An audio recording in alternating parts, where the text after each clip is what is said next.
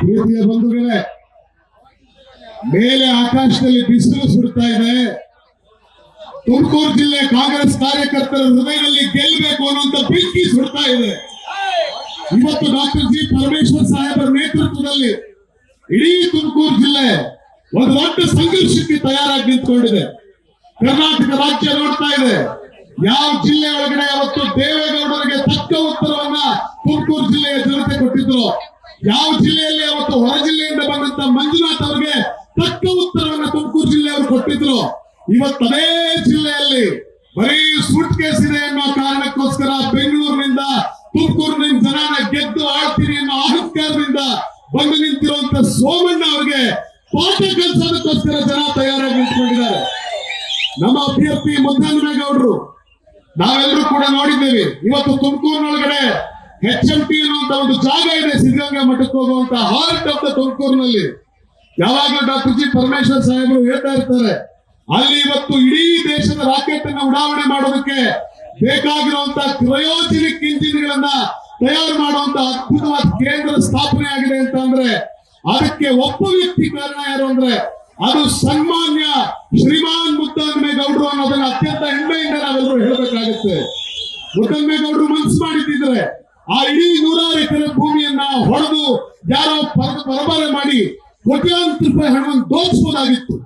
ಆದ್ರೆ ಮುದ್ದಹನುಮೇಗೌಡರು ಲೂಟಿಕೋರರಾಗಿರ್ಲಿಲ್ಲ, ಜನರನ್ನ ದೋಚುವಂತವರಾಗಿರ್ಲಿಲ್ಲ, ಸರ್ಕಾರದ ಆಸ್ತಿಯನ್ನ ಒಡೆಯೋರಾಗಿರ್ಲಿಲ್ಲ. ಬದಲಿಗೆ ಸರ್ಕಾರದ ಆಸ್ತಿಗೆ ಬೇಲಿ ಹಾಕಿ ತುಮಕೂರು ಜನರ ಆಸ್ತಿಯನ್ನ ಉಳಿಸಿದಂತ ಕೀರ್ತಿ ಸನ್ಮಾನ್ಯ ಮುದ್ದಹನುಮೇಗೌಡರಿಗೆ ಸಲ್ಲುತ್ತೆ, ಮುದ್ದಹನುಮೇಗೌಡರಿಗೆ ಸಲ್ಲುತ್ತೆ. ನಮ್ಗೆ ಯಾವುದೇ ಜಾತಿ ಇಲ್ಲ, ಯಾವುದೇ ಪಂಥ ಇಲ್ಲ, ಯಾವುದೇ ಮತ ಇಲ್ಲ. ಆದ್ರೆ ಇವತ್ತು ಚುನಾವಣೆ ಹತ್ರ ಬಂದಾಗ ರಾಮ ರಹೀಮ ಅನ್ನುವಂತ ವಿಷಬೀಜವನ್ನು ಬಿತ್ತುವಂತ ಕೆಲಸವನ್ನ ಚುನಾವಣೆಯಲ್ಲಿ ಬಿಜೆಪಿಯವರು ಮಾಡ್ತಾರೆ. ರಾಮನವಮಿ ನಾಳೆ ಬರುತ್ತೆ. ರಾಮನವಮಿಗೆ ಮುಂಚೆ ಎಲ್ಲಾ ಕಡೆ ಕೇಸರಿ ಜನ ಕಟ್ಟೋ ಕೆಲಸನ ಅವ್ರು ಮಾಡ್ತಾರೆ. ನೀವು ಕೇಳಬೇಕಿರೋ ಪ್ರಶ್ನೆ ಏನು ಗೊತ್ತಾ? ರಾಮ ಯಾರು ಅಂತ ಅಂದ್ರೆ ರಾಮ ಸತ್ಯಕ್ಕಾಗಿ ಕಾಡಿಗೆ ಹೋದವರು ರಾಮ. ನಾನ್ ನಿಮಗ್ ಕೇಳ್ತೀನಿ, ಸಿದ್ದರಾಮಯ್ಯನವರು, ಡಾಕ್ಟರ್ ಜಿ ಪರಮೇಶ್ವರ್ ಸಾಹೇಬ್ರು, DK ಶಿವಕುಮಾರ್ ಅವರು ಮತ್ತು ಮಲ್ಲಿಕಾರ್ಜುನ್ ಖರ್ಗೆ ಸಾಹೇಬ್ರು ಇವರೆಲ್ಲರೂ ಅವತ್ತು ನಾವು ನಿಮಗೆ ಗ್ಯಾರಂಟಿ ಕೊಡ್ತೀವಿ, ಸತ್ಯ ಹೇಳ್ತೀವಿ ಅಂತ ಕೂಗಿ ಕೂಗಿ ಸಾರಿ ಹೇಳಿದ್ರು. ಬಿಜೆಪಿ ಅವರು ಹೇಳಿದ್ರು ಗೊತ್ತಾ? ಇವರಪ್ಪರೇನು ಕೊಡಲ್ಲ ಕೇಳ್ರಿ ಗ್ಯಾರಂಟಿನ. ಚುನಾವಣೆ ಬರೋ ತನಕ ಹೇಳ್ತಾರೆ, ಗೆದ್ದ ಮೇಲೆ ಗ್ಯಾರಂಟಿನೂ ಇಲ್ಲ, ಗ್ಯಾರಂಟಿನೂ ಇಲ್ಲ ಅಂತಿದ್ರು. ಆದ್ರೆ ನಿಮ್ ಮನೆಯಲ್ಲಿರೋ ಹೆಣ್ಣು ಮಕ್ಕಳಿಗೆ 2,000 ರೂಪಾಯಿ ಗ್ಯಾರಂಟಿ ಬಂತಾ? ಮಾತಾಡೋಣ, ಬಂತಾ? ನಮ್ಮ ಮನೆ ಹೆಣ್ಮಕ್ಳಿಗೆ ಉಚಿತವಾಗಿ ಬಸ್ ಸಿಕ್ತಾ? ಬಡವರು ತಿನ್ನೋದಕ್ಕೆ 2 ತುತ್ತು ಅನ್ನ ಕೊಡ್ತೀನಿ ಅಂತ ಹೇಳಿ ಸಿದ್ದರಾಮಯ್ಯನವರು ಕೊಟ್ಟ. ಆದ್ರೆ 10 ವರ್ಷದಿಂದ ಗೆದ್ದಿದ್ ಮೋದಿ ನಾನು ಅಧಿಕಾರಕ್ಕೆ ಬಂದ್ರೆ 15 ಲಕ್ಷ ಕೊಡ್ತೀನಿ, 15 ಲಕ್ಷ ಕೊಡ್ತೀನಿ ಅಂದ್ರಲ್ಲ, ನಿಮ್ಮ ಅಕೌಂಟ್ಗೆ 15 ಲಕ್ಷ ಬಂತಾ? 15 ಲಕ್ಷ ಬಂತಾ? ಅಂದ್ರೆ ಸತ್ಯ ಅಪ್ಪ ಕೊಟ್ಟ ಮಾತು ಸುಳ್ಳಾಗಬಾರ್ದು ಅಂತ ಕಾಡಿಗೆ ಹೋದಂತ ರಾಮ, ಸತ್ಯಕ್ಕಾಗಿ ಕಾಡಿಗೆ ನಡೆದಂತ ರಾಮ ಸತ್ಯದ ಪರ ನಿಲ್ತಾನೆ ಹೊರತು ಸುಳ್ಳು ಹೇಳೋರ್ ಪರ ಈ ತುಮಕೂರಿನ ಜನತೆಗೆ ಅರ್ಥ ಆಗ್ಬೇಕಿರೋದು ಇಷ್ಟೇ.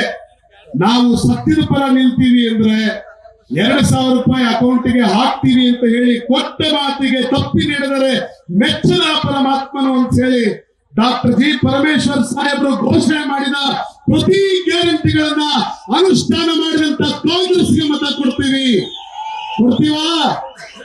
ಆದ್ರೆ ಇವತ್ತು ಅವ್ರು ಏನ್ ತಿಳ್ಕೊಂಡಿದ್ದಾರೆ ಗೊತ್ತಾ ಸರ್? ಒಂದೇ ಒಂದು ಸಣ್ಣ ರಾಮಾಯಣದ ಕಥೆ ಹೇಳ್ಬಿಡ್ತೀನಿ ಸರ್. ಇತ್ತೀಚೆಗೆ ರಾಮ ಟ್ರೆಂಡ್ ಹೇಳ. ಅವತ್ತು ರಾಮಾಯಣದ ಯುದ್ಧ ನಡೀತಾ ಇತ್ತು, ಕಡೇ ದಿನದ ಯುದ್ಧ. ಆ ರಾಮಾಯಣದ ಯುದ್ಧದಲ್ಲಿ ಮುದ್ದಹನುಮೇಗೌಡ್ರೆ ರಾಮ ಹೆಂಗ್ ಕಾಣ್ತಿದ್ದ ಅಂತ ಅಂದ್ರೆ ಮುದ್ದಹನುಮೇಗೌಡರು ತರ ಕಾಣ್ತಿದ್ದ. ಅಂದ್ರೆ ರಾಮ ಪಾಪ ಬರ್ಬೇಕಾದ್ರೆ ಬಲಿ ಕಹಲಲ್ಲಿ ನಡ್ಕೊಂಡ್ ಬಂದ. ರಾಮನ ಕಾಲಲ್ಲಿ ಚಪ್ಪಲಿನೂ ಇರಲಿಲ್ಲ, ಭರತ ಇಸ್ಕೊಂಡು ಹೊಟ್ಟೋಗಿದ್ದ ಸರ್. ಕೊಡೋಣ ಇಲ್ಲಿ ಅಂತೇಳಿ ಭರತ ರಾಮನ ಕಾಲಲ್ಲಿ ಪಾಲಿಕೆ ಇಸ್ಕೊಂಡು ಹೋಗಿದ್ದ. ರಾಮ ಬರೇ ಕಾಲಕ್ಕೆ ಬಂದ. ಸೀತನ್ ರಾವಣ ಹೊತ್ಕೊಂಡು ಹೋಗ್ಬಿಟ್ಟಿದ್ದ. ಇನ್ನ ಅರಮನೆ ಪಾಪ ಅಯೋಧ್ಯೆಯಲ್ಲಿ ಬಿಟ್ಟು ಕಾಡಿಗೆ ಬಂದು 14 ವರ್ಷ ಆಗೋಗಿತ್ತು. ಆದ್ರೆ ಧರ್ಮಕ್ಕೋಸ್ಕರ, ಸತ್ಯಕ್ಕೋಸ್ಕರ ಹೋರಾಟ ಮಾಡ್ತಿದ್ ರಾಮನ್ ಪರವಾಗಿ ಯುದ್ಧ ಮಾಡಕ್ಕೆ ಅಯೋಧ್ಯೆಯಿಂದ ಒಬ್ಬ ಸೈನಿಕ ಬರಲಿಲ್ಲ ಕನ್ನಡ, ಒಬ್ಬನು ಬರಲಿಲ್ಲ. ಆದ್ರೆ ಯೋಚನೆ ಮಾಡಿ, ರಾಮನ್ ಪರ ಯಾರಿದ್ರು ಗೊತ್ತಾ, ರಾವಣನ್ ಪರ ಯಾರಿದ್ರು ಗೊತ್ತಾ? ಯಾರೋ ಒಬ್ಬ ಇಂದ್ರಜಿತ್ತು ಅಂತಿದ್ದ, ಇಂದ್ರನೇ ಗೆದ್ದವನಿದ್ದ. ಇನ್ಯಾರೋ ಒಬ್ಬ ಕುಬೇರ, ರಾವಣ ಬರ್ತಾ ಇದ್ರೆ ಅವನ ಕಾಲ್ ಕೆಳಗಡೆ ಮೆಟ್ಲಾಗಿದ್ದ. ಆ ದಶಕಂಠ ರಾವಣ ಯುದ್ಧ ಭೂಮಿಗೆ ಬರೋ ದಿವಸ ರಾಕ್ಷಸರೆಲ್ಲ ಜಯಕಾರ ಆಗ್ತಾ ಇದ್ರು.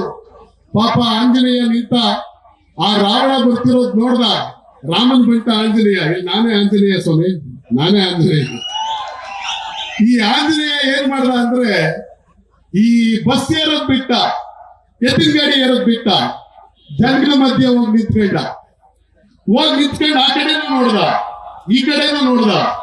ಒಂದ್ ಕಡೆ ಬಂಗಾರದ ಕಿರೀಟ ದಶಕಂಠ ರಾವಣ, ಇಂದ್ರಜಿತ್ತು, ಅಂಬಾನಿ, ಅದಾನಿ, ಅರ್ಥ ಆಯ್ತಾ? ಅಂಬಾನಿ ಅದಾನಿ ಸಂಪತ್ತು, ಇಡೀ ದೇಶದ ಬಾಂಡ್ಗಳು, ಎಲೆಕ್ಟ್ರಾಲ್ ಬಾಂಡ್ಗಳು.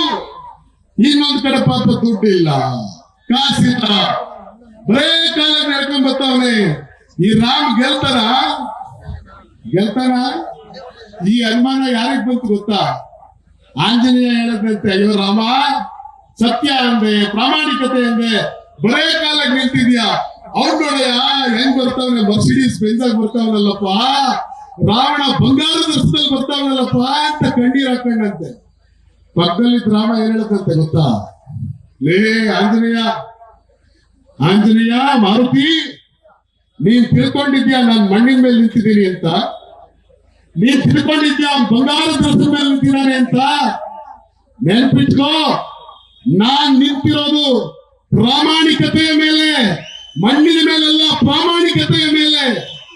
ನಾನ್ ನಿಂತಿರೋದು ಸತ್ಯದ ಮೇಲೆ. ಹೀಗಾಗಿ ರಾಮಾಯಣದಲ್ಲಿ ರಾಮ ಹೇಳ್ತಾನೆ ಹೊತ್ತು, ಮಾರುತಿ ಸತ್ಯಮೇವ ಜಯತೆ, ಮಾರುತಿ ಸತ್ಯಮೇವ ಜಯತೆ ಅನ್ನುವ ಮಾತನ್ನು ಹೇಳ್ತಾರೆ. ಆ ಸತ್ಯಮೇವ ಜಯತೆ ಅನ್ನುವ ಮಾತು ಆಂಜನೇಯನ ಕಿವಿಗೆ ಬಿತ್ತು. ಇಡೀ ಕಪಿಗಳೆಲ್ಲರೂ ಎದ್ದು ಆ ರಾಕ್ಷಸರನ್ನು ಬಡದಾಕಿದ್ರು. ಅಂಬಾನಿ ಅದಾನಿಗಳ ಅಹಂನಿಂದ ಮೆರೆತಿದ್ದವರನ್ನು ಬಡದಾಕಿದ್ರು. ಇವತ್ ನೀವು ಕೂಡ ನಮ್ಮ ಮುತ್ತನ್ಮೇಗೌಡರನ್ನ ಇವತ್ತು ರಾಮ ಅಂತ ತಿಳಿದು ನಾವೆಲ್ಲ ಕಪಿ ಸೇನೆಯಾಗಿ ಹಣಬಲದ ವಿರುದ್ಧ ಮುತ್ತನ್ಮೇಗೌಡರನ್ನ ಗೆಲ್ಲಿಸುವಂತ ಒಂದು ಅದ್ಭುತವಾದ ಕೆಲಸವನ್ನ ನಾವು ಮಾಡಬೇಕಾಗಿದೆ ಅಂತ ಹೇಳ್ತಾ, ಎಲ್ಲರೂ ಕೂಡ ಜೋರಾದ ಘೋಷಣೆ ಹಾಕೋಣ. ಜೈ ಕಾಂಗ್ರೆಸ್ ಪಾರ್ಟಿ ಕಿ, ಕಾಂಗ್ರೆಸ್ ಪಾರ್ಟಿ ಕಿ. ಡಾಕ್ಟರ್ ಜಿ ಪರಮೇಶ್ವರ್ ಸಾಹೇಬರಿಗೆ, ಸನ್ಮಾನ್ಯ ರಾಜಣ್ಣ ಅವರಿಗೆ, ಶ್ರೀ ಮುತ್ತನ್ಮೇಗೌಡರಿಗೆ. ನ್ಯೂಸ್ ಫಸ್ಟ್, ನಿರ್ಭೀತಿಯಿಂದ ನಿಮ್ಮ ಪರವಾಗಿ.